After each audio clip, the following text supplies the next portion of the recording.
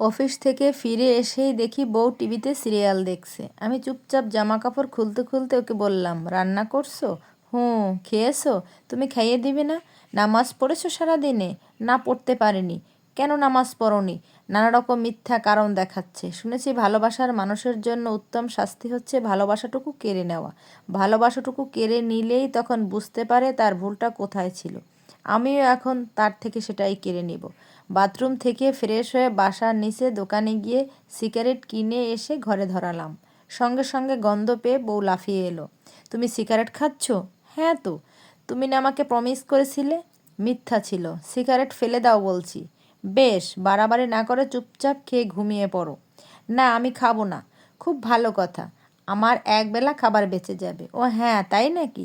তাহলে কালই আমি আমার বাপের বাড়ি চলে যাব। যা না, আটকে রাখছে কে? তুমি গেলে তোমার জায়গায় আরেকটা চলে আসবে। এখন সব মুখের সামনে এনে দেবে। রাগ দেখিয়ে বাসা থেকে চলে আসলাম। ঘণ্টাখানেক পর আবার রুমে ঢুকে দেখলাম বউটা বিছানায় শুয়ে কাঁদছে। জানি খায়নি। আমিও না খেয়ে বিছানায় মুখ ঘুরিয়ে শুয়ে পড়লাম।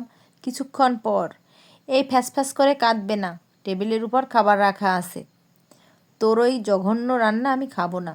আমি সন্ধ্যায় ফেরার সময় হোটেল থেকে খেয়ে এসেছি। কিছু বলল না। একটু পর বউটা আস্তে আস্তে করে আমার গায়ে হাত লাগাতে লাগলো।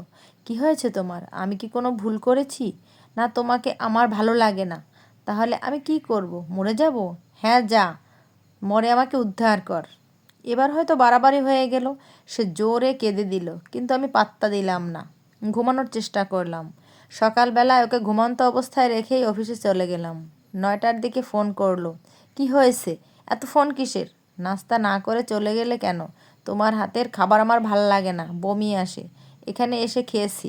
আমার সহকর্মী মুনতাহার খাবার নিয়ে এসেছে। ওই মেয়ের সাথে তুমি?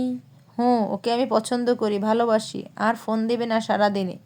অনেকবার নিষেধ করেও ফোন করেছে, মেসেজ করেছে, কিন্তু রিপ্লাই করি নাই।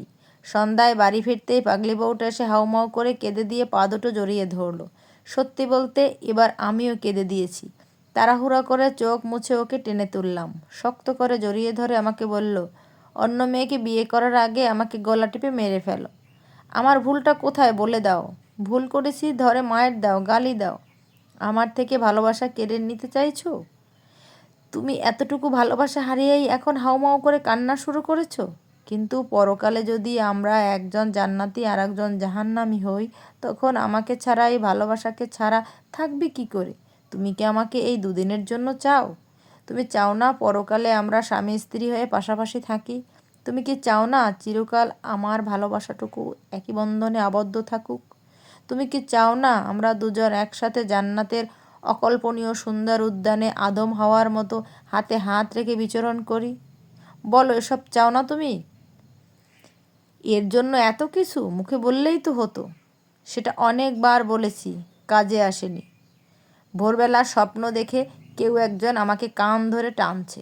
ঘুম ভাঙতেই দেখি এটা আমার বউ।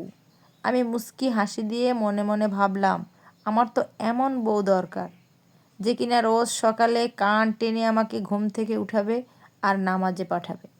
মহান আল্লাহ আমাদের সবাইকে বোঝার তৌফিক দান করুন। আমিন।